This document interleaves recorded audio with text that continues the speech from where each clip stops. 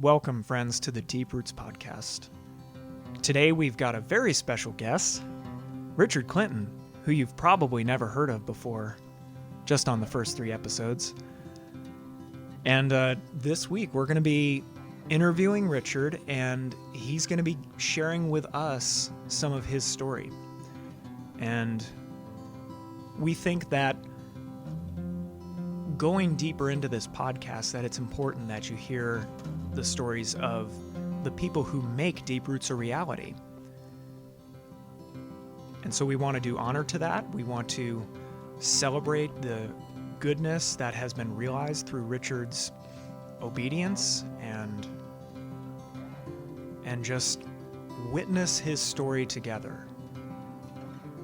And I'm just excited to see how that's going to play into any future podcasts, any future events we have. So without further ado, Richard, could you tell us who you are? No. Who am I?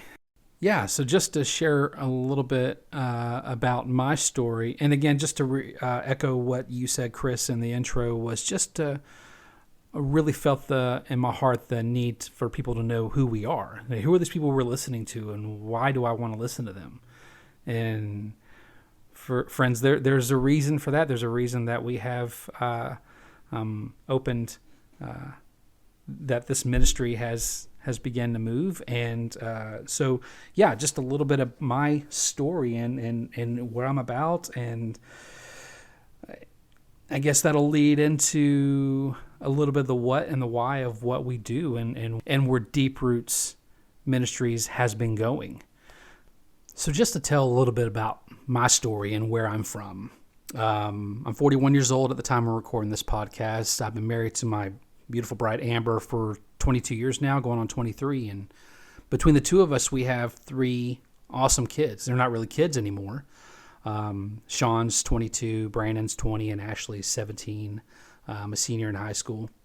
So it's interesting to see how this story has evolved over the years. Amber and I got married very young. We started, we got married just over a week after I graduated high school. And very unusual for a lot of folks. You just don't see it too much of that. And especially to see that and see a marriage that has flourished the way ours has. And even for most of our, for the first 17 years of our marriage, God wasn't a big part of that story. He wasn't a part of that narrative. So to kind of give some backdrop into that, we met in high school. We worked together and at the local McDonald's, and that was how we kind of started our relationship. I saw this cute little redhead come in and applying for a job one day, and there was just, I don't know, she caught my eye from the get-go, and that's how our connection started. Started dating, and within 18 months of that, we're getting married, and life is beginning. 18 months? 18 months. Wow. Yeah. Yeah, it's wild to think about that. Because I met her in December 95, and we were married in June of 97. Okay. And so it's been quite a ride. Being so young and not really having any idea where our life was going to go. But we knew we had this love for one another, and we wanted to start this life together. And shortly after, and as a part, our first son comes along, and so now we're parents very early in the marriage, and then we went on this 2-year plan. So by the time we were 23, we already had 3 kids, which is wild. Wait, could you please describe to me the 2-year plan? There was no plan. So the 2-year plan was that our kids are just 2 years apart, each one. Okay. Totally by chance? Yeah, or was this a planned thing from Amber's point of view? It started with no plan, and then I guess it turned into a plan. It was like, we just decided, we're going ahead and have these kids. If we want to have kids, we'll go ahead and have them early in our marriage and go ahead and begin raising a family. And it's worked out really well. As young as we were, we really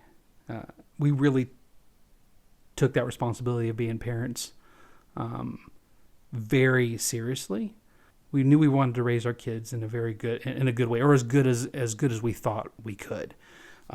So it was interesting. Like I said, the first 17 years of our marriage, God wasn't in the narrative. At least not in the day to day. There was this belief in Jesus. I did the whole thing in middle school. I was 12, 13 years old. I did the whole walk the aisle, profess my faith in the front of the congregation, and get baptized and all that stuff because everybody else was doing it. So I figured, I guess I'm supposed to do it as well. I got saved like 10 times when I was in high school. Yeah, and I was baptized in the Catholic Church when I was 6 in the Philippines. Man, so you are extra saved. I'm just like, hey, just throw a little water on, add a little extra to it. Yeah, absolutely.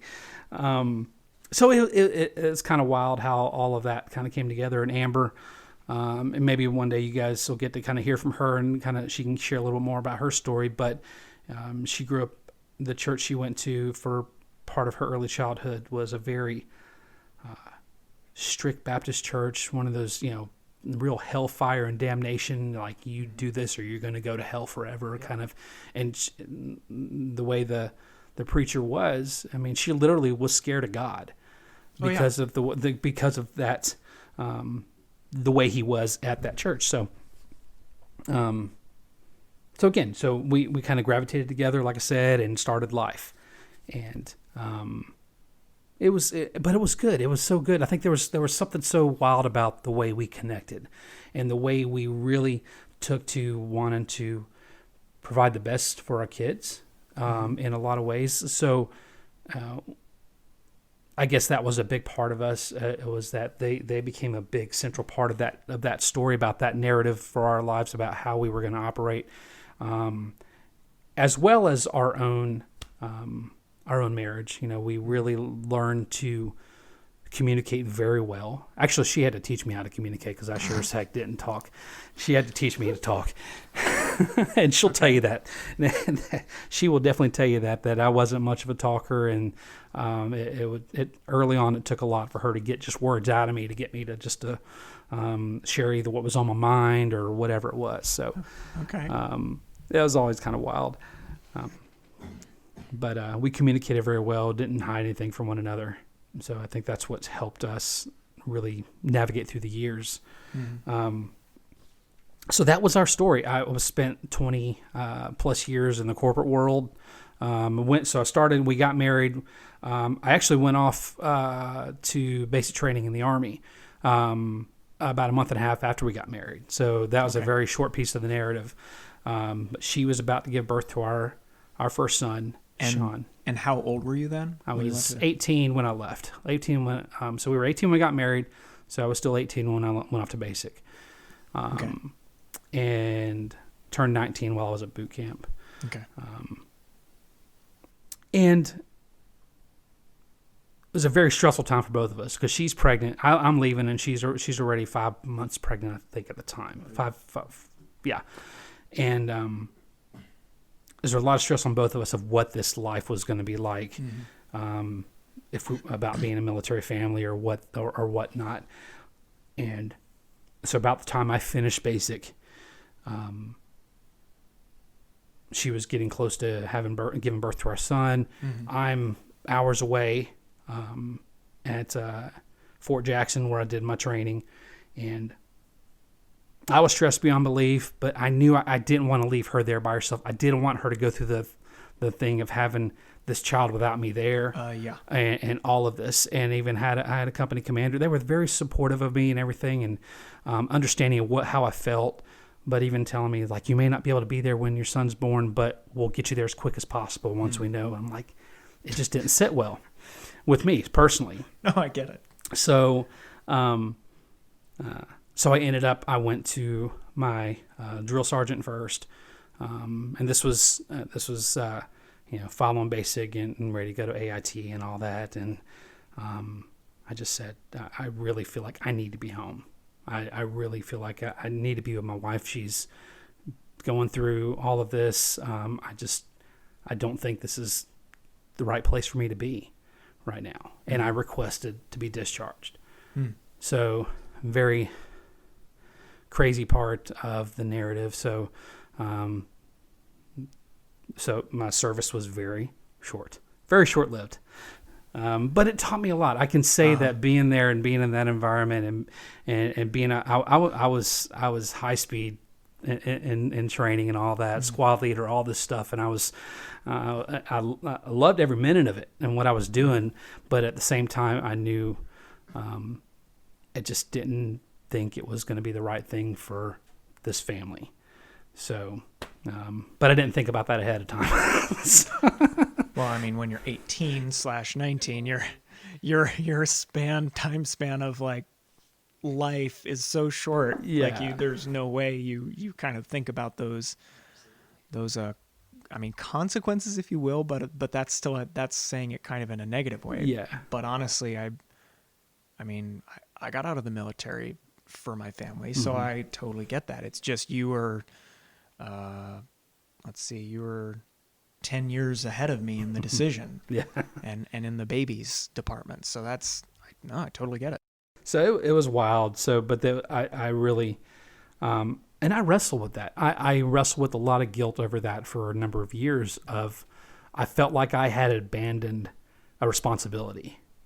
A responsibility, because I knew a responsibility I had to my family, but I felt like I had abandoned responsibility I had to serving. Because I had signed up, I had taken the oath and all that to serve in the Army and all that. And, Amber thought she always felt like I blamed her for it, and there was never any blame towards her. This was purely internally with me, but it turned out to be the best decision. No, that's a very brave and maybe in your mind stupid thing to do. Even now, you're like, it sounds like you're not so like you're like, yeah. But no, that's a brave thing to do, because the views for people who are in the military, when somebody says, I need to go back to my family, especially if people have been in the military for a long time, it is a very hard thing for them not to cast judgment on you, because that's the way they feel. Yeah. And that was the other thing. So I always wondered what people thought about that. Yeah. But, I never, well, the wildest thing about that is I knew my dad understood where I was coming from, Well, there you which go. is wild. And I don't think you and I have ever talked about this. No. But when he and my mom got married, my dad was in the Navy. He served, 23 or 28 total years in the Navy between active and reserve, retired in 98. But served in Vietnam, was deployed overseas, and then after his initial service, that's where he met my mom in the Philippines. Okay. He had gone back to live there. They came back. She moved to the States in 74, and they got married. And after my older brother was born, I think my dad was going back into the service, was going to go back into the Navy. And I think was actually, I don't know if it was officer school, but he was going like up north for something, and he was going to be gone for... And your family's in Georgia at this Yeah, my time. family's in Athens, in Georgia. My mom's living with my grandparents. Mainly, she's still very new to this country, and now has an infant son and all this stuff, trying to deal with all that. And my dad left, and so they're trying to figure out, okay, how's this going to go? The next day, they get a call from my dad. They figured he was just calling to say, I made it. And he's like, no, I'm at the bus station. You can come pick me up. They decided, I can't do this. I got to come back home. So he came back home, and then ended up, instead of being active, we ended up going reserve instead. Okay. So served in the Navy Reserves for the remainder of his career. Got commissioned in the early 80s. And then that was kind of that narrative. But so he understood. Just a long story endless, he understood where I was coming from. That's cool. On that. So let me make sure I understand your story here. So you meet this hottie in McDonald's. You fall in love, get married 18 months later, and then you're like, okay, got a family to provide for. Military seems like a pretty good option. Honorable, good-ish pay, it's supportive. You can do it. And then you realize, like, oh man, this is this actually might not be the best thing for my family. So you request to be discharged, and it's granted. So now you went right into 20 years in the corporate world. So I guess start wherever you want to right after the military, and however you want to transition that. Yeah, absolutely. After the discharge and after coming home, a couple weeks afterwards, our first son, Sean, is born. So now we're parents. And it was obviously a whole new venture. And anybody that's a first-time parent, that's just, it changes your world in a lot of ways. And here we are, 18 and 19 years old, first-time parents, not knowing what this life's going to look like for us, but we're like, we're gonna work this out. We're gonna figure it out. After Sean's born and we begin to start our lives, really starting our lives now together, military's done, go to work, and got my first long-term job working and started in a warehouse, and then that's following the summer of 98, I started working on my undergrad at the same time. So I was a full-time student and working full-time all at the same time. Amber continued working after Sean was born for the next couple years. And then 2 years later, our next one comes along, Brandon comes along, and that's when she becomes a stay-at-home mom at that point. So now we're 20 and 21 years old.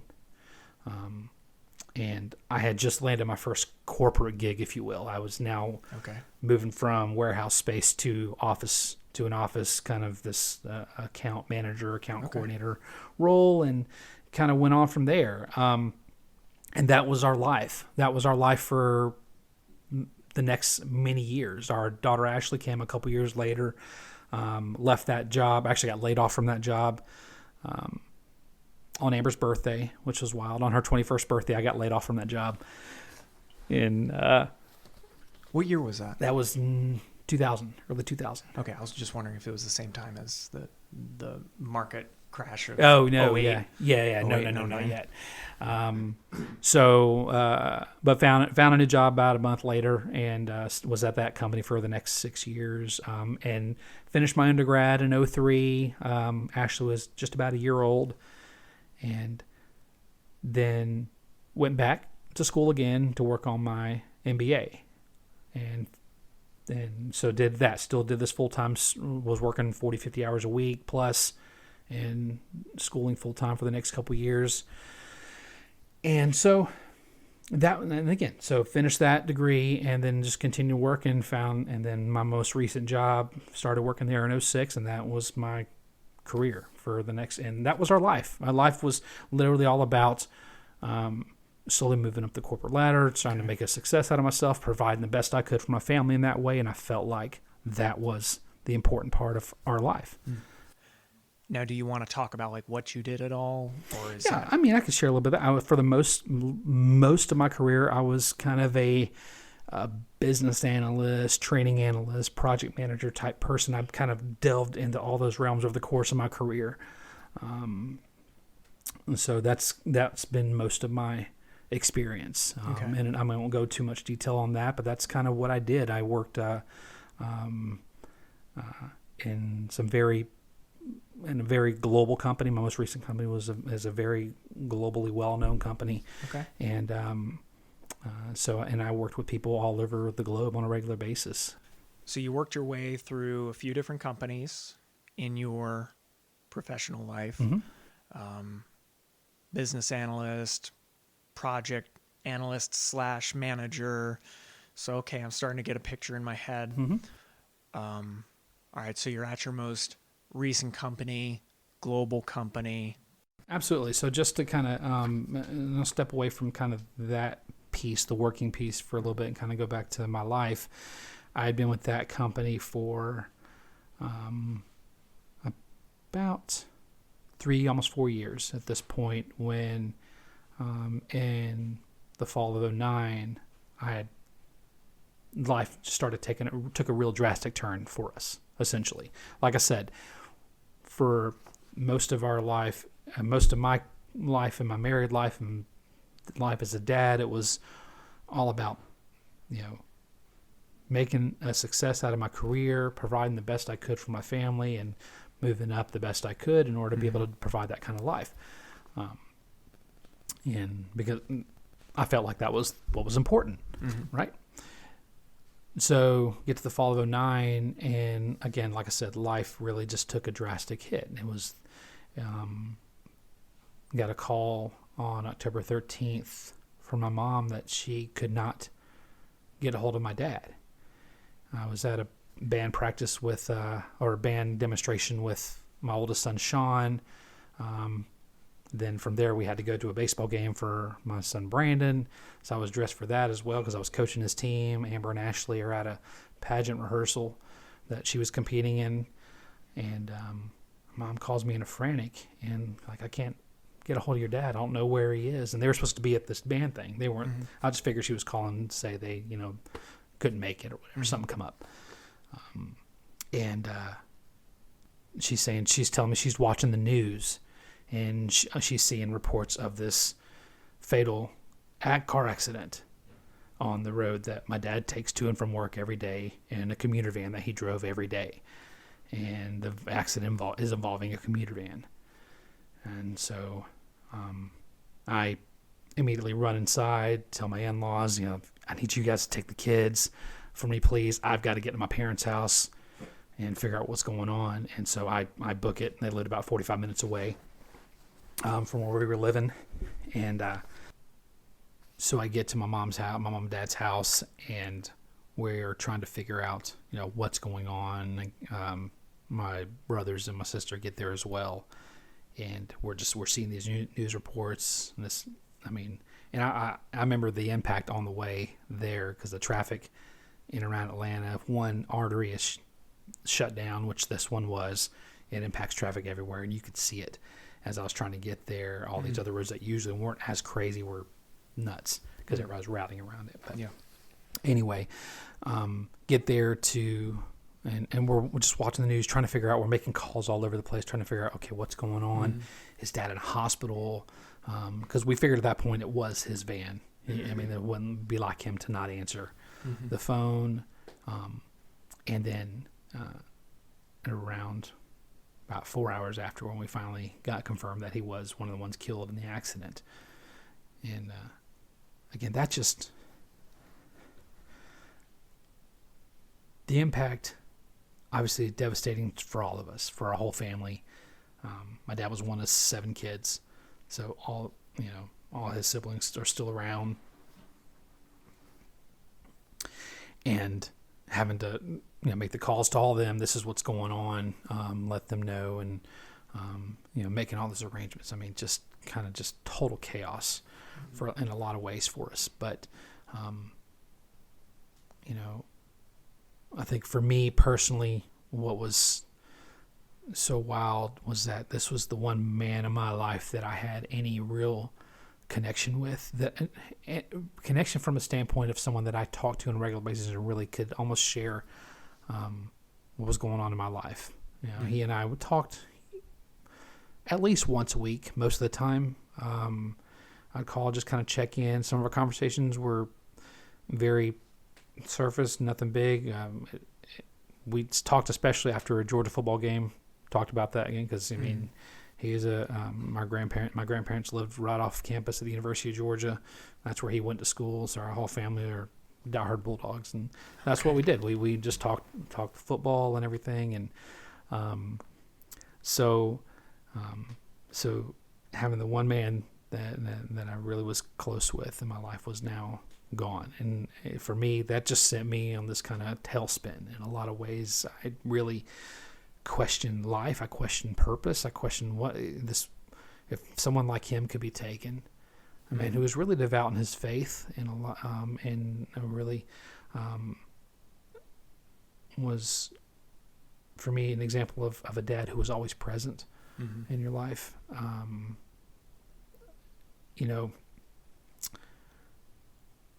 If someone like him could be taken, what did that mean? What's the purpose of life? He was still had all these plans. He and Mom were going to retire, or he was going to retire in a couple of years, and they had plans of moving and back to the Philippines for a couple of years to be with the family. They had all these plans in place of what they were going to do, and all of a sudden all that's gone.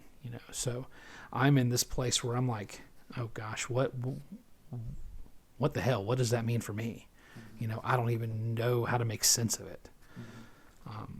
So I really spent the next couple years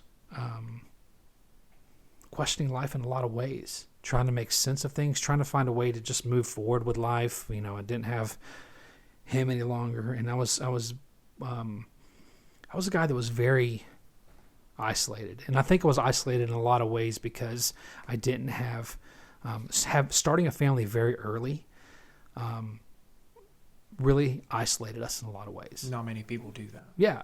I mean, it's, we had some friends, but, as things happened, we started a family and friends started drifting off. Oh, yeah. And so it was literally Amber and I and our kids and then the world. Yeah. We were our own little community. Yeah. I mean, my wife and I, we started ours. As for me, I was relatively older. I think I was maybe... I was about 27, but Catherine was much younger. And so we're in this weird zone of so young that all of the people who normally would be friends are not. Right. But then we're also so young that all the people who do have kids are much older than us. Yeah. And so it's this kind of weird middle ground. So I get that. Being isolated in that way, your world shrinks to you, your wife, the kids, and maybe a couple interactions on Wednesday night church group if you even have that. Yeah, that's something we did. Our interaction was the ball field.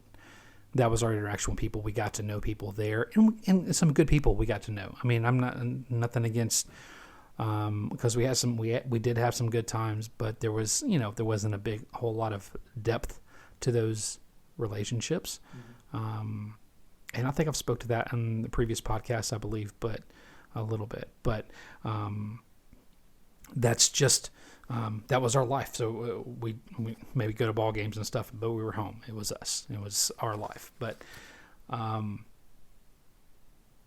I didn't have any context of how to process all of this, what was going on in my life. And I found myself, like I said, I had a little bit of church exposure growing up. I kind of had an idea of, who God was, had this belief of God and Jesus, but I didn't have there was no fruit, no relationship there, right?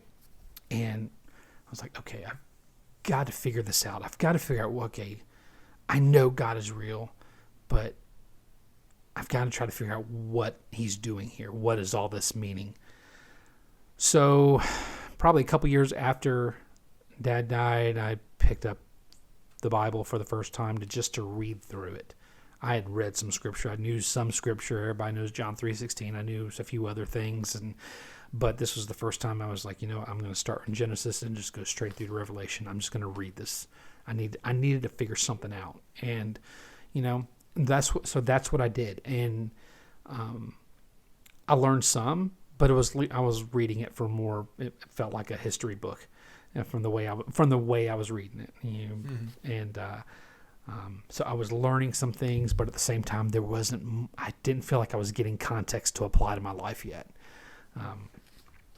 This is wild. So I think it was the spring summer of 2012.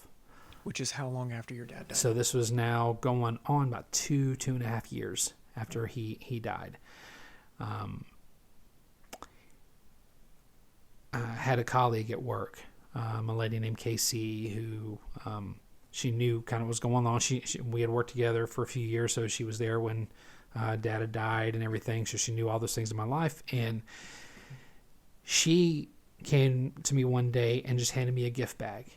And just said, I just wanted to give you this. And open it up, and inside this bag is a book called Wild at Heart. I felt like I had heard of this before. I didn't know, and maybe in some circles you hear about that, but she told me several years later Actually, last year we were meeting for lunch, and she really conveyed to me that God was really telling her to give me that book, specifically me, nobody else. Like, you need to give Richard this book.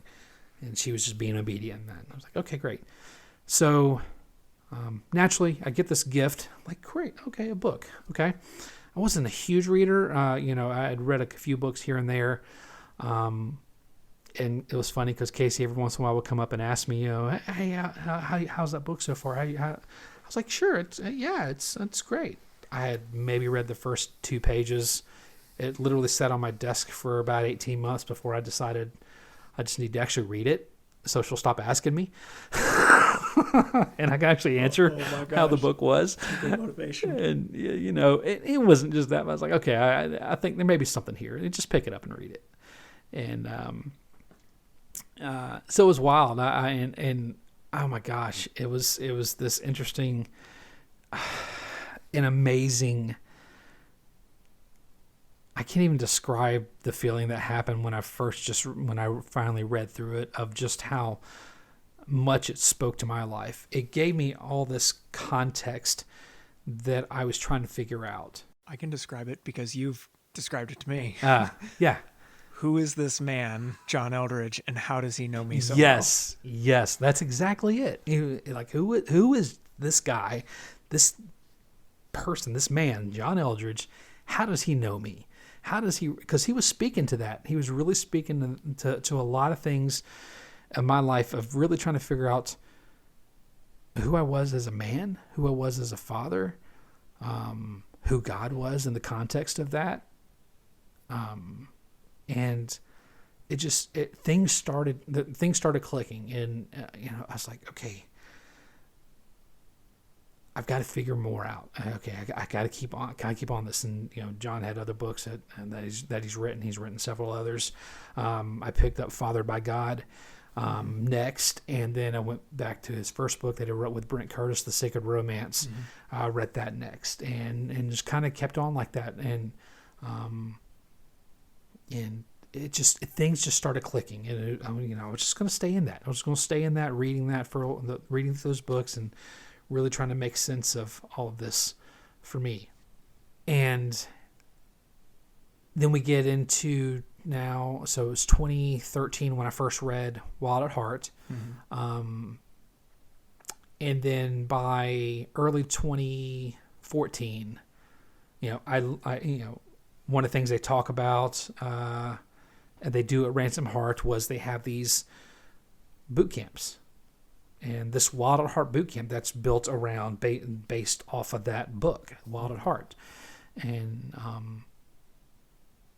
I read about it, found it online. I was like, this seems interesting. And that year, they were actually doing one in Georgia at Sharp Top Cove. And I was like, oh, sweet. That's cool. And I don't get in. I entered the lottery. They do the lottery system for that, and I don't get in, but I get the admin code for the next one. And okay. I was like, cool, okay.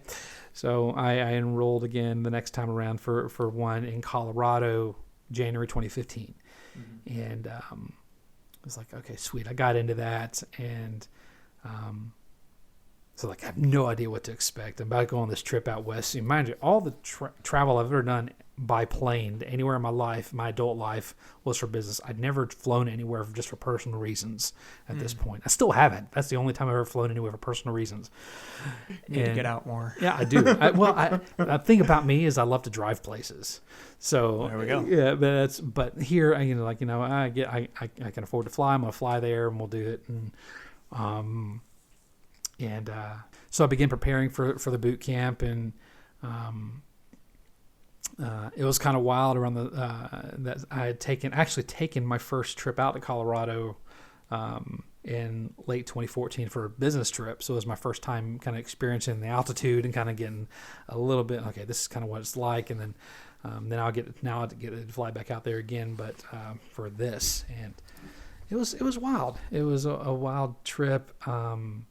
Again, like I said, had no idea what to expect when I got there. And the other wild part about all this is that, I didn't travel a whole lot. I flew every once so often, but both directions, to and from, I get first class upgrades. I wasn't going to complain, but how in the heck does that happen? I've never I'm even like gotten that. bottom of the totem pole when it comes to sky miles. Oh, that's awesome. I've never even gotten that. That's beautiful. I'm like, okay, I'll take it. Sweet. Yeah. So maybe God was doing something there. I don't know. Maybe no. God was giving an upgrade. No, I'd So- kind of attribute a little bit of that. Be like, oh, hey, thanks, man. Maybe so. I'm just going to take care of you this whole trip, son. Just come on. So, yeah, I mean, that trip started this kind of roller coaster ride in my life. And now at the time of recording this is just about 5 years ago that I had never expected would happen. You know, I go to the boot camp and, it's beautiful. I'd never seen that much snow in my life, for one. It was awesome just taking that ride up the Berthoud Pass into the Fraser Valley and then the Crooked Creek Ranch and all that. And I think that's where you went to Wild at Heart, isn't it? It is, but I've seen a lot of snow in my life. So Yeah, but I'm a little bit, honestly, I'm a little bit envious, not envious. I'm a little bit jealous that you got to experience that kind of just wham, pow. Like, Yeah. look at all of this snow. It's pretty cool. Yeah, it was something. And I had never, so I took all that in, the whole bus ride from Denver all the way through the valley and everything. I was just like, wow. Oh yeah, this is those unreal. switchbacks are crazy. Yeah, It's it was just beautiful. wild. The views are amazing. So I was just encapsulated by that. If that alone was worth the trip for me, I was just like, because something about mountains just speaks to my heart in a lot of ways. But that in particular. And then so we get to the boot camp, and what was cool about it is, Ransom Heart's very particular about really trying to room you with people from your region. So I got to meet a lot of guys that were actually in Georgia, that were in my bunkhouse, and which was really neat because, like I said, I was a very disconnected, isolated man in a lot of ways. So now maybe this was the first opportunity in my life to maybe make some friendships. And it was kind of wild because like a couple weeks prior, we had started going back to church and started really trying to figure out life there. And my pastor is also a really good friend of mine. He asked at a men's Bible study one night, he's like, just asked out loud to all the men. He's like, who here does not have any close friends in their life, any close friends, men in their life? And I had never thought about that, but immediately my hand just shoots up in the air. Like, yeah, I had known at this point that that was missing in my life, that there was this aspect of relationship that I never had, and I needed to figure that out. But it sounds like you probably wouldn't have, if somebody asked you, hey, what's wrong?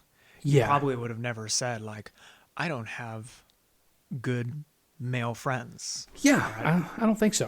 Had that question never come up, I don't know. Yeah, maybe eventually would have come up, but it never would have been. I never would have identified it. Yeah. At that point, That's pretty cool. As being something, that's really missing, in my life. And so go to the boot camp, and we get through the first night, and it was awesome, great opening night, and then the first morning we're in session, and at the end we did these covenants of silence, these times with God, and which was so frontier to me. I was like, okay, you're giving me some questions now to go be by myself. Can't talk to anybody. I've got to go spend some time with God by myself. Okay, yeah, let's see how that goes. Just listen to the voices in my head. Like, Is that you, God, or is that? So I was like, cool. Okay, so I take these questions. Really, I'm kind of wrestling with. I believe that session was all about this larger story, how we fit into the story with God and everything. So pondering that, and it was great. Just writing down some answers, and it was good. And then I finished with that for a little bit, but we had some time. We had some time before the next session was going to happen.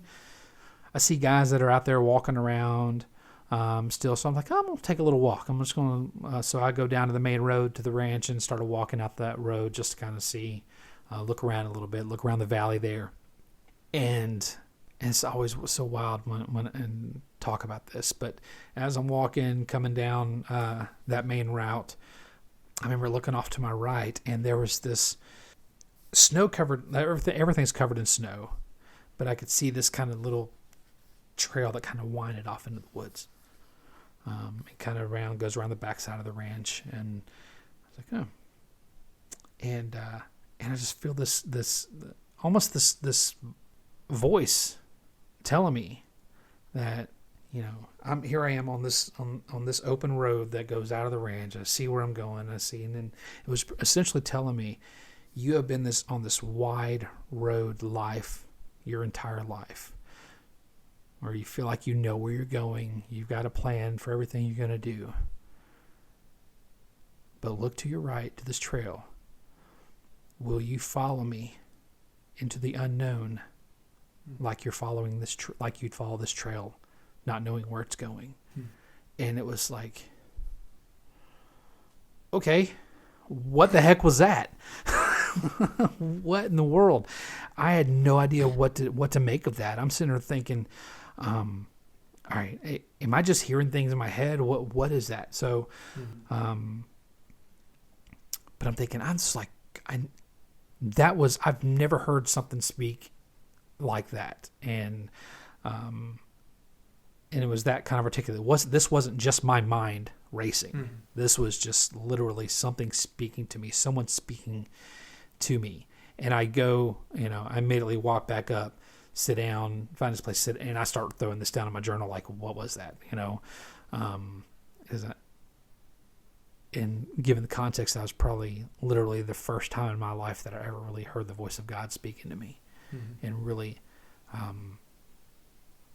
where I could audibly really hear that. And so it was wild. I was like, okay. Could you define audibly? It was just this, it wasn't like this booming kind of, yeah, you hear me, son, you've been on this road. No, it was just this stillness and this subtleness within me, kind of like but I could hear these words just being articulated with such clarity. And it's so hard to explain because, unless you've experienced it, it's hard to really understand the way it came across for me, Just you said audible, so yeah. But it was audibly from the sense that it was just made sense that this wasn't just my mind. Yeah, it wasn't just chatter. It was almost like something. Probably for once, your soul was quiet enough. Yeah, to hear it in the first place. It has a lot to do with it, honestly. Yeah, because that was the first time in my life I've ever fully been able to stop, unplug from the world, from the matrix, and literally try to be with God. And that was what that was the whole weekend supposed to be about. And so that's what that was. So yeah, I write that down, and now I'm hungry. Now I'm like, okay, what's going on? Is God doing something here or what?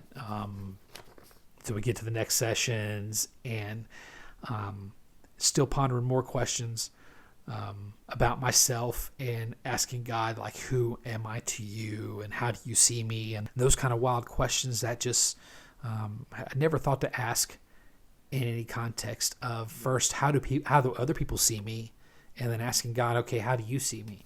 And then at that point, I hear these words that you are a son. Actually, you're my son. And I'm like, okay. And reading what John had written in Wild at Heart and Father by God and all that stuff, I kind of was getting this context of what being a son through Jesus Christ kind of looked like. But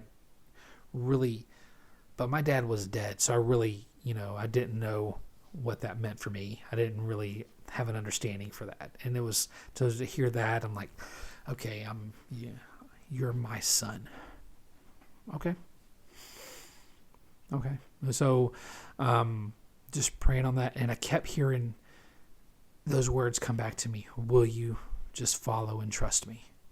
Will you follow me, and will you trust me? And I wrestled with that for the next, 24 hours or so, trying to figure out, what this meant. And the next day, being some guys, we decided we're going to go out and do some snowshoeing up to the hilltop behind the ranch. So we get through the next day, and the next morning, actually not even the next morning, that same afternoon, when I first heard God, really just also had some really huge breakthrough in my own life of just addressing some woundedness, hidden woundedness that I really didn't know how to deal with. I really had no idea how to identify, but really started coming out that weekend or that day. And that day was actually the first time I can ever remember in my life that I ever let anybody lay hands on me and pray over me. And a couple men from the Ransom Heart team actually came and sat with me and just talked with me, and then they just laid hands on me and just prayed over me, and I was a freaking wreck at this point. But it was, man, it was so good how that was. And then we continue on through the weekend. The next day we get up, go through the morning sessions, and this is awesome. Just a lot of really good teaching, and I won't go through the details on all that still, but I'm still wrestling with that question of, will you follow and trust me? What does that mean? So that Saturday afternoon, January 31st, me and some guys decide after lunch we got some free time before the evening sessions, so we're going to go out and do some snowshoeing. So after lunch, we check out our snowshoes and we start heading up to this trail that runs up by the backside of the ranch that heads up to the hilltop behind and goes up, maybe a couple hundred feet more from above the ranch. And so beautiful view up there, and it was awesome. And it was cool. It was nice. I'd never gone snowshoeing before. Like I said earlier, I'd never seen this much snow in my life, and now getting to go all through all this and going up these trails, through all these switchbacks up this hillside was just awesome and cool to see all that. And as deep as that snow was, it was wild because even with the snowshoes, sometimes you did sink a little bit. And one of the guys that was with us decided, I'm going to do this trail without snowshoes. And I'm like, all right, buddy, have fun. But he made it. He stuck with us, and he made it through the whole trail. And we get to the top of that hill, and we stop up there, and it was everybody kind of disperses, and we're just kind of looking around for a little bit. And I'm just standing there, just overlooking this valley and seeing it's just beautiful, just so majestic, and seeing the mountains there. And those questions come up again. Will you follow me? Will you trust me? And I just keep hearing that in my head. And I'm just standing there looking at the valley, and I look up, and I just say, God, yes, I will follow you, and I will trust you. Jesus, I will follow you and trust you. And this was all internal. There was no big fanfare about this or anything. I just didn't say anything to anybody else. This was all within myself. That was my moment of complete surrender of, I'm going to follow you into the unknown. I don't know what that's going to look like in my life. So here we go. And kind of the other funny part of that, about that whole hike, that was also the same time that I started drinking black coffee. I'd always drink coffee with cream and sugar and all that stuff. And, we're up there. It's cold as all get out. And all we had was water, but one of the guys actually was smart enough to bring a thermos of coffee. So we had something warm, and we're like, oh, yes, coffee. So pass it around, and I'd actually drink some coffee there. And it was like, I don't know, it was kind of this weird kind of switch that happened that from that moment on, I just drank my coffee black. Mm-hmm. So this is the funny running joke that from now on, if I see you putting cream or sugar in coffee, you don't love Jesus. Oh, my God. Because I started drinking black coffee when I surrendered to Jesus. When you start to love the good Lord Jesus Christ, you're going to take that cream and sugar. That is an abomination. That's Take right. that out of your coffee. Oh my gosh, yeah, that's I love saying that. I just and it's always a joke when I say it, but it's just it's funny. But I'll step back from that a little bit. Okay. So we go on and like, okay, I just like gone through this whole point of surrender kind of. But now what's this going to look like? What's this going to look like to really follow Jesus and all that? So we go through the rest of the weekend. We get through that night. Actually, that night, there was a big movie night, and all the men are in the auditorium watching Kingdom of Heaven. I step in for a minute, and I'm like, yeah, but no, I just wasn't feeling it. So I go back to the bunkhouse, and I actually spent the next hours late into the night just in my journal, just writing all the stuff, was just downloading at that point. Like, okay, what's this going to look like for me? What is God really up to, and how can I really go back home with life being the same? And that was really one of the things that I had written down. I was like, there's no way this can be the same. So we leave the weekend. I remember getting back to the hotel in Denver I called Amber, just kind of let her know, hey, I'm back here in Denver. I flew home the next morning. And she tells people now that she knew from the moment she heard my voice that something had drastically changed. And I hadn't even gotten to tell her anything about the weekend yet, but she's like, something's different about this guy. Yeah. And so the journey began. And I always remember when we left that weekend of John really challenging us, like, guys, this isn't just about us. This isn't a ransom heart thing. This is discipleship. How are you going to take this to your world now? If God has impacted you in some way, what are you going to do with this? Take this to your world. And I was like, okay, great. So I remember writing that down. I was like, okay, I'm going to figure that out. And, I don't know what that's going to look like, but I'm going to crawl with it for a while and walk and run with it. And then get back home. I remember, it was so wild the way the sequence of life began to happen at that point. Like I knew something had drastically changed in me. I knew things had to be different. But I didn't know what that meant. I still had to go back to work.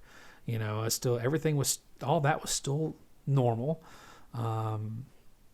Kids still had their activities they were still doing, so we still had to do all their stuff. So all of that was the same, but yet everything was different. And I felt like, God was doing something. He was leading me to do something, and I didn't know what that meant. So I think the first thing that began was I began this journey of continue just learning and reading and studying and just trying to figure more things out. And stayed very close to the Ransom Heart team and things they were teaching. And then I felt this call. I was like, maybe I should go back to school and do some more learning there. So I actually went back and to school again and to pursue a master's in counseling. And again, mind you, at this point, I didn't know what that meant. I went this professional counseling career or degree, which in a lot of sense was, become a licensed counselor and then I can maybe start a practice or go work at a counseling center or whatever. I don't know. But I just knew it felt like it was more of this calling for equipping. And I think that's part of the big part of it was this equipping of learning how to really work with people and how to really disciple people and help them really dive through their narratives in some way. And that's kind of where that began to come from. But mind you, at this point, I still had no idea what that was going to mean for me in my life. I had no idea. So question. Yep. Would it be correct to say that, like, if I'm listening to your narrative correctly, it almost sounds like when you went back to school, it's almost like you're still looking down that path. Like you're standing there and it's like, will you come down this path? And you're just kind of like, okay. Like you don't see where it goes. Yeah. Like you can't see the end of it, but you see the path and you hear the voice. That's kind of what it sounds like to me, this whole going to school thing. Like you're just like, okay. And you just go. Like it's not some like, I now have a vision from the Lord. Yeah. Like it was just, hey, here's this thing. It seems like the right thing to do. I feel something there. Yeah, I mean, absolutely. I think that's a very accurate statement to make, because I really was standing there at this kind of crossroads and looking down this road, like I see and I feel like this is the right thing to do. I feel like I'm supposed to learn something here and take something from this. And, but I had no idea what that was going to look like. Yeah. And again, the practical is, you get the degree, then you can pursue getting licensed and all this stuff. But there was, for me at this point in my life, I everything was going back to what I felt and heard on that road was, no longer was I going to stand there knowing exactly what was going to be ahead of me. Mm-hmm. If I was truly going to follow and trust Jesus, then I was just going to take each step without any knowledge or certainty of what the outcome was going to be, and not let myself be tied to what the results were going to be of that.